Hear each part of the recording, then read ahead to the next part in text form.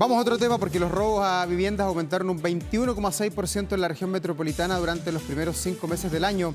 A pesar de que se registra una baja de 2,3 a nivel nacional, la capital se posiciona como la segunda región con mayor alza en este tipo de delitos, solo detrás de Arica y Parinacota. Queremos profundizar en lo que está pasando y para eso estamos aquí en el estudio con Daniel Johnson, el director ejecutivo de Paz Ciudadana. Daniel, bienvenido como siempre. Hola, Davor, muchas gracias por invitarme. Bueno, ¿cómo se explica este aumento en el robo a las casas? 21% es bastante, es un delito que había bajado. ¿Por qué hay un renacer de este delito hoy día? A ver, primero es un análisis bien corto en tiempo. O sea, estamos viendo 5 meses de un año con respecto al otro. Pueden haber características muy particulares de ese periodo que estén haciendo que estos números cambien. Además que nosotros siempre recomendamos estadísticas más largas. En ese sentido estamos hoy día en Chile en general en una etapa de baja cantidad de delitos. A pesar de la percepción de inseguridad que tenemos, que es muy alta, tenemos una cantidad relativamente baja de delitos después de la pandemia. La pandemia bajó las condiciones, o sea, cambió las condiciones en que se cometían. Menos personas en las calles, por lo tanto menos posibles víctimas, más personas en las casas. Y las casas, que es estos delitos que estamos analizando hoy día, son robos en lugar habitado, pero no significa que en el minuto que se robó hubiera un morador adentro de la casa. Normalmente las casas se roban cuando no hay gente adentro. Entonces, cuando hay más personas, que es lo que pasó post pandemia, que más personas estaban encerradas en las casas, hoy día teletrabajando, esas casas son menos atractivas y por lo tanto baja la cantidad de robos. Eso es lo que vimos después del 2021 y eso se ha mantenido bajo hasta hoy día. Ya. Si bien en estas estadísticas, que insisto, son muy cortas, vemos un incremento en ciertas comunas, ese incremento sigue manteniendo las cifras mucho más bajas de lo que teníamos hace 5 o 6 años atrás. Ya. Ahora, también hay que tener en cuenta que los delitos de robo en la propiedad son bajos en cantidad y por lo tanto cambios menores pueden hacer que las estadísticas salten y se muevan de una manera muy importante. ¿Y qué busca un delincuente al robar una casa? Porque hoy día el dinero es plástico. Antes uno decía, bueno, la gente tiene plata guardada debajo del colchón prácticamente, para caricaturizarlo un poco. Pero hoy día, ¿qué busca? ¿Qué hay en las casas? Ciertas cosas. Y por eso es muy importante las acciones que uno puede hacer para evitar ser víctima, son muy relevantes porque es lo que cada ciudadano está mostrando con su casa.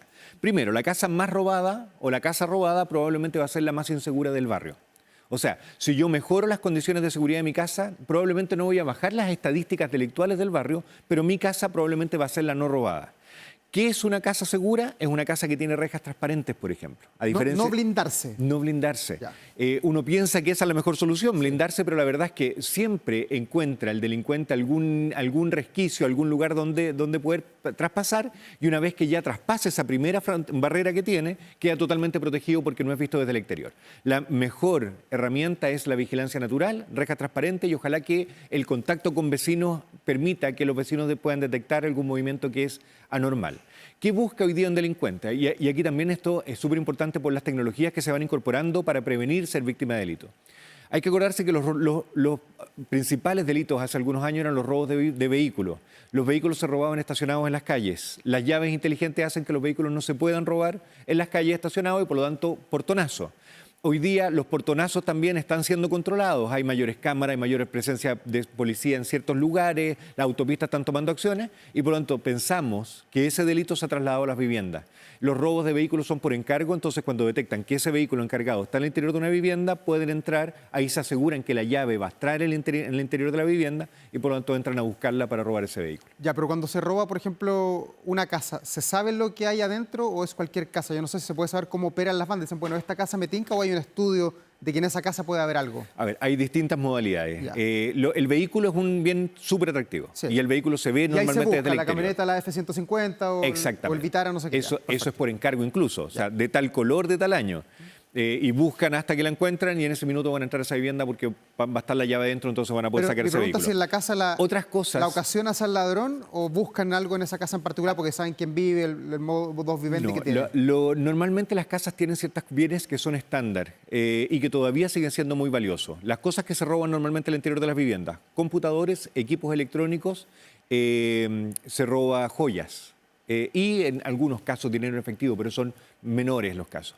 En general las casas esas cosas se encuentran y en general se encuentran en los mismos lugares. Entonces no es necesario que exista un aviso o un seguimiento previo. Normalmente se van a robar casas de ciertos sectores porque consideran que son sectores más probables que encuentren artículos de valor. Y eso sí se va replicando.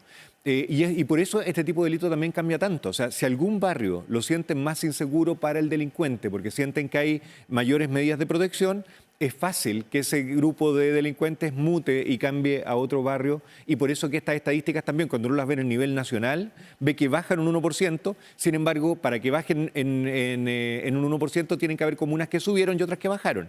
Y eso puede ser, en una misma zona metropolitana, el cambio de comunas o el cambio de barrios, incluso dentro de la misma comuna, porque se van trasladando en función de la inseguridad que van sintiendo en ciertos territorios. Quería indagar un poquito más en eso, Daniel, porque claro, uno ve que en el sector oriente siempre hay robos a casa y ahí aparece no sé, Vitacura, Las Condes, La Reina, Lo Barnechea, pero en este estudio aparece el aumento de robo a casas, por ejemplo, en comunas como Recoleta, donde creció un 137%, y San Ramón, donde creció un 116%. ¿Cómo se explica que hoy día los delincuentes estén mirando otras comunas más allá del sector oriente de Santiago? Sí, a ver, pero hay que ser cuidadoso con esos incrementos porque son comunas que tenían estadísticamente bajos datos. Entonces, puede ser, si eran 100, ahora pueden ser no muchos más en un año, y eso hace que los números salten de una manera muy importante. Pero lo que hace es los cambios de niveles de seguridad probablemente en otras comunas, y en esto sí se produce ese llamado efecto globo, en que si es que hay medidas mayores de seguridad en ciertos territorios donde se sienten más inseguros los delincuentes, se van a ir a los territorios donde pueden sentir que van a estar más protegidos al cometer el delito. Y eso hace que estas estadísticas salten. Ya, o sea, puede haber ahí una percepción de que hay omisión o que la Guardia Municipal o la policía no hace tantos patrullajes. O al revés, o puede ser que en esa se haga igual que en todo el resto del país, pero hay ciertas comunas donde ejercían robos anteriormente que hoy día las sienten más protegidas. Ya. Entonces se van a esta porque siempre como un desnivel en el fondo. Hay comunas que van a tener más protección, otras que menos, y siempre van a ir a los lugares donde tengan menos protección porque van a estar más seguros cometiendo el delito. Ya. Y en este delito del robo a las casas, ¿qué tan importante es la prevención, el patrullaje, la seguridad municipal, el ver un vehículo que está dando vueltas por ahí? Absolutamente. En este tipo de delitos hay evidencia que demuestra que los patrullajes funcionan. No aleatoriamente en todo el territorio, sino que en los lugares donde vemos que están concentrándose estas tipologías delictuales. No hay aquí. Siempre pensamos que todos queremos ver, y eso es natural, todos queremos ver policías patrullando en nuestras calles. Nos gustaría que todas las calles ojalá estuvieran patrulladas. Es imposible, no hay policías suficientes para patrullar todas las calles, y por lo tanto tienen que enfocarse en los lugares donde se concentran los delitos. Y este tipo de delito también se concentra. Los delitos que más se concentran, por supuesto, son los robos en la vía pública, que son los que ocurren mayoritariamente. Pero los delitos en las viviendas también se concentran en ciertos barrios. Entonces es muy importante la capacidad que tengan las policías y las municipalidades de analizar la data para ver dónde se están concentrando en cada momento y realizar los patrullajes de manera inteligente en esos territorios. Ya, ¿y podríamos de alguna manera tener una radiografía de este delito? ¿En quién lo comete? ¿Hay más niños que adultos? ¿Hay bandas extranjeras acá o son bandas chilenas? ¿Qué es lo que dice la empiria, lo que nos muestran las cifras? A ver, en general este tipo de delitos son delitos de un nivel de riesgo alto. Para el delincuente. No es un delito como un robo en la vía pública en que alguien, son más bien solitarios, en que alguien toma algo y sale arrancando y logra esconderse en un lanzazo, que conoce los territorios. Acá si alguien es descubierto al interior de una vivienda tiene menos posibilidades de escape que un delincuente que está operando en la vía pública. Y por lo tanto suelen ser robos con un poco más de planificación. Suelen ser robos que también tienen participación de más de una persona, en que hay una persona que vigila y otra persona que está entrando a robar. Y que normalmente se cometen también en vehículos. Por eso pueden sacar bienes o ocupando el mismo vehículo de la propiedad o otro vehículo que los espera para poder sacar los bienes y poder trasladarlos después, porque normalmente no es algo pequeño que sacan, pueden sacar bienes que son ya un tamaño mayor que no podrían arrancar corriendo por las calles con eso. Ya, pero aquí uno ve en las noticias que participan más chilenos que extranjeros, ¿o una percepción mía? Aquí no está el Tren de Aragua, ni los pulpos, ni nada de esas bandas que son tan mediáticas. A ver, hemos visto que sí, que se han mantenido en... el negocio de ellos otro, a eso voy. Sí, hay características bien particulares de quienes cometen cada tipología delictual. En Chile tenemos organizaciones delictuales que están operando en ciertos territorios que son vinculados al narcotráfico y que son tradicionales y son chilenos en un porcentaje importante. Y esas son, hemos conocido nombres de distintos lugares, nombres de lugares y de bandas que se concentran.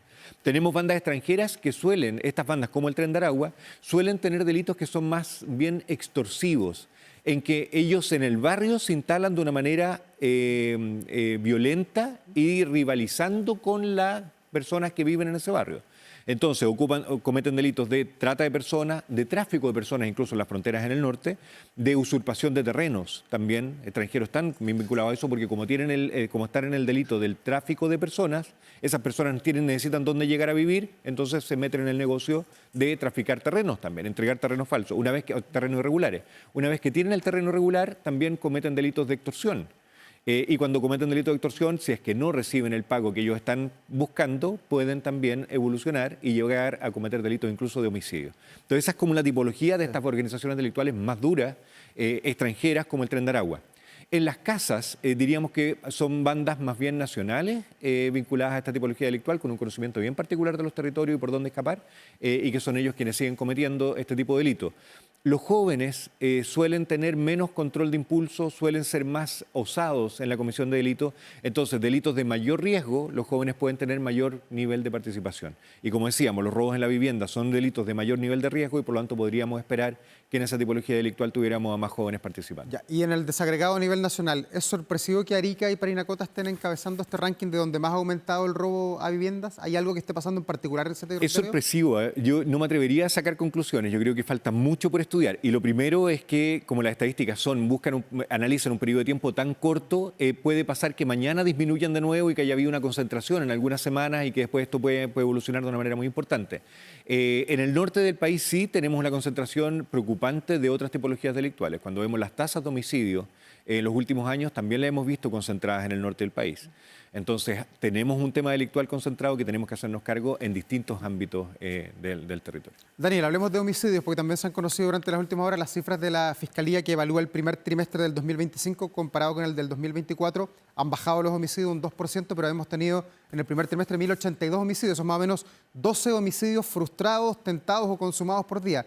Eso es una cifra que ¿cómo la aquilatamos? Es mejor que el año pasado, claramente, pero ¿en qué parte vamos de toda esta historia? Un 2% la verdad es que es extremadamente bajo, o sea, la disminución, o sea, no podemos hablar de disminución ni siquiera, o sea, cuando puede cambiar un día menos en el año, en 3 meses, 4 meses, y eso ya es más que ese mismo 2% de disminución. Entonces, no sacaría conclusiones alegres de una disminución. O sea, yo diría se mantienen los homicidios han venido aumentando de manera muy importante en Chile y por lo tanto estamos en niveles para la historia chilena relativamente altos y es una situación preocupante que tenemos que seguirnos haciendo cargo. O sea, no hemos visto una disminución que haga como cantar victoria, ni mucho menos. Pero 12 al día, ¿cómo se compara, no sé, con el 2020, antes de la pandemia?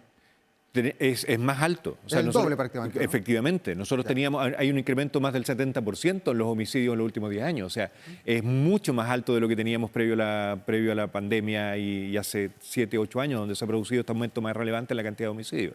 Y no son homicidios, y no es un aumento de los homicidios que ocurrían tradicionalmente en Chile. Esto lo hemos hablado otras veces, esto tiene que ver con organizaciones delictuales, son homicidios planificados. Antes teníamos la mayor cantidad de homicidios cometidos como resultado de una violencia intrafamiliar, violencia de género, riñas en un bar. Hoy día no, son homicidios planificados, cometidos principalmente con armas de fuego, en disputas entre organizaciones y planificado, y por lo tanto no sabemos quién lo cometió también. Y esto se ve en el aumento importante de la proporción de imputados desconocidos. Antes normalmente sabíamos quién era porque la persona, como cometía el homicidio sin planificarlo, era fácilmente descubierta, muchas veces ni siquiera tenía una estrategia de escape. Ahora no, ahora son homicidios muy planificados, estratégicos y que por lo tanto tenemos mucho menos posibilidades de detectar quién lo está cometiendo. Llama la atención el aumento también de niños, adolescentes que han muerto, que son parte de esta cifra de 1.082 personas muertas en este primer trimestre. De hecho, aumentó la cantidad de víctimas menores de edad de 56 a 89. Un salto importantísimo. Importante. ¿Por qué? ¿Están reclutando niños? ¿Hay niños soldados? ¿Qué está pasando? Los niños están participando más en organizaciones delictuales. En Chile teníamos noticias felices hace 5 años atrás, en que habíamos visto una tendencia sostenida de disminución de la participación de niños, niñas y adolescentes en la comisión de delitos. En los últimos 2 o 3 años hemos visto un aumento grande de niños participando. Hemos visto un aumento grande de niños víctimas de homicidio. Y estos niños, de hecho la subsecretaria de la Niñez ha hecho un análisis de esto, preocupándose del tema, que a nosotros nos parece muy bien. Y en ese análisis demostraron que los niños que están siendo víctimas de homicidio han sido niños atendidos por el sistema de atención de niños protegidos. por el Estado chileno. Y a pesar de esa protección no somos capaces de resolver el problema y siguen siendo niños víctimas. Pero también hay otra condición que tenemos que analizar en Chile, porque hay varios de esos niños, por lo menos lo que está manifestando la Fiscalía, es que hay un porcentaje importante de los niños víctimas que no fueron víctimas en contexto de delitos, ni... O sea, evidentemente el homicidio es un delito, pero no son niños que estaban cometiendo otro delito, participando en otro delito, sino que hay un porcentaje que son víctimas de violencia intrafamiliar. Entonces también estamos siendo un país más violento y esa violencia se traslada al interior de los hogares, y en el interior de los hogares vemos familias que tienen comportamientos violentos que puedan terminar, y al parecer también hay algo de eso, que pueden terminar en la muerte de un menor de edad en el interior de esa vivienda. Pero, Daniel, cuando los reclutan para las bandas, ¿los reclutan porque son más osados o porque son inimputables ante la justicia? ¿Cuál es la mirada que tiene el líder de las bandas? Por las dos cosas. Las bandas lo que van a hacer es ocupar al recurso más barato y más efectivo posible. Esto es un negocio. Entonces, los líderes de las bandas lo que hacen es que reclutan a quien mejor va a cometer ese delito. Los niños son osados, los niños tienen menos control de impulso, como decíamos, entonces van a ser más efectivos en cometer el delito. Si esos niños son detectados, evidentemente ellos necesitan poder reemplazarlos fácilmente, porque hay un aprendizaje, hay una confianza, en el reclutamiento hay un proceso, como los equipos de fútbol que invierten en el jugador joven, las bandas delictuales también tienen una inversión en ese menor. Entonces también buscan que ese menor sea reemplazable fácilmente y eso pasa en los menores de edad. Hay una cantidad importante de jóvenes que están, por ejemplo, hoy día desertando, siendo excluidos del sistema escolar y por lo tanto tienen una masa para reclutar fácil ahí en ese nivel etario. Y además, como no son imputables, es alguien que va a volver a salir y pueden recuperarlo y pueden volver a cometer delitos con él. Entonces, aquí esto no es un factor, sino que hay varios factores que hacen que las organizaciones ocupen a niños para cometer los delitos porque tienen las dos condiciones. Son más efectivos, son más baratos y son más reemplazables también. Lo importante entonces es entender cuáles son las razones que hacen que esos niños se involucren en conductas delictuales. Y aquí siempre se piensa que tiene que ver con un factor económico principalmente, como la trayectoria de vida delictual parece ser mucho más rentable que una trayectoria de vida por los estudios. Pero la verdad es que un joven de 12, 13 años que se está involucrando en delito, el análisis que hace es mucho más corto. Es un análisis de pertenencia. Él necesita un sentido de grupo, de familia. El mayor temor de un adolescente no es no ganar dinero en el futuro, el mayor temor es que es no pertenecer a un grupo. Necesitan los niños pertenecer. Y por lo tanto, si el grupo de referencia que encuentran es ese, se van a vincular con toda su fuerza y alma en seguir perteneciendo y si para pertenecer tienen que ser más violentos y tienen que cometer delitos, no van a dudar en hacerlo. Entonces aquí tenemos que competir contra ese reclutamiento con un sentido de pertenencia en organizaciones y grupos que sean de comportamiento positivo para poder quitar esos niños a las bandas delictuales. Y en la resolución de los intentos de asesinato, algunos consumados, frustrados, tentados, hay lo decías tú, un 45% de casos que no se resuelve, de que no tiene imputado conocido. Es una cifra altísima. ¿Qué se puede hacer para mejorar esa cifra que nos viene acompañando ya hace varios años? Mucho. Los imputados desconocidos son vinculables normalmente a organizaciones delictuales. O sea, perdón, pero imputados desconocidos que alguien murió y no se sabe nadie qué pasó, hay una presunción en una cámara y ahí quedó la investigación. Al menos al inicio de la investigación. Por ejemplo, recuerdo el del McDonald's ahí en Providencia. Efectivamente. Van ya cuántos meses, casi un año y no sabemos nada. Sabemos quién fue. Efectivamente, cuando es un imputado desconocido hay que pensar que el sistema de seguridad o la Fiscalía en particular, el trabajo es, si entra una causa con un imputado desconocido, es hacer una investigación para que pase a ser conocido. Entonces, eso sería un éxito de la investigación si es que entraran desconocidos, pero tuvieran un porcentaje importante de conocidos al final. Pero la verdad es que eso no pasa tanto. Tenemos un porcentaje importante de desconocidos y eso gatilla automáticamente que terminen esas causas y se terminen archivando quizás en el futuro con un imputado desconocido también, o sea, que no se logra determinar quién fue. Para poder determinar lo que se está haciendo en la Fiscalía tiene sentido. Esta Fiscalía, la supraterritorial que está en camino, pero la Fiscalía ECO, de que ponen equipos a investigar particularmente ciertas tipologías delictuales. Sabemos que cuando ponemos muchos recursos, se detecta quién cometió el delito. O sea, el caso de Graneros, por ejemplo. Graneros, porque son casos de alta connotación pública, entonces se pone mucho recurso. No sabemos cuántos recursos se pusieron en el periodo de investigación, pero ya en el operativo final, más de 200 efectivos policiales actuando. Eso te marca una señal. Y es muy bueno. O sea, en Chile esos delitos de alta connotación tienen resolución positiva. Lo que pasó con los carabineros en Cañete, hay casos emblemáticos en que puede demorar, pero se encuentra. Pero eso es injusto, Daniel, porque es desigual y todas las vías valen lo mismo, ¿no? Absolutamente. Entonces tenemos que lograr que... A ver, primero entonces la conclusión que sacamos de ahí es que si aplicamos un esfuerzo suficientemente alto, vamos a poder tener resultados positivos en las investigaciones penales. ¿Cuáles son los casos que tenemos que aplicar mayor esfuerzo policial? Como no lo podemos perseguir todo, y eso efectivamente puede ser percibido como algo muy injusto, y lo es, pero como no podemos perseguir todo, tenemos una función del Ministerio Público que reconocer, que es evitar que esas organizaciones sigan cometiendo delitos a futuro. Entonces, ¿qué deberíamos perseguir? Las organizaciones que tienen mucha capacidad de cometer delitos, porque cometen muchos, que cometen delitos muy dañinos, y también las organizaciones que tenemos algún antecedente que nos facilite esa investigación. Cuando se juntan esos tres factores, hay que aplicar todos los recursos disponibles para evitar que ese delito siga ocurriendo. Entonces, el Ministerio Público tenemos que fomentar la desarticulación de organizaciones delictuales. Eso es fundamental. No podemos evaluar positivamente, por ejemplo, que en un homicidio, que sabemos que es una organización delictual, se detenga a la persona que apretó el gatillo, sino que tenemos que lograr que la detención sea de la banda completa que planificó y que está operando detrás de esa comisión de delito. Y para eso tenemos que mirar al Ministerio Público en cuanto a cuántas causas se resuelven por asociación criminal, asociación ilícita, y no solo cuando se resuelve por quien apretó el gatillo en el último, que es el último eslabón de la cadena. Daniel Johnson, director ejecutivo de Paz Ciudadana, muchas gracias por esta entrevista. Quedaremos atentos además el domingo a ver si hay novedades en materia de seguridad en la cuenta pública del presidente. Efectivamente, vamos a estar escuchando con atención. Muchas gracias. Gracias, buen día.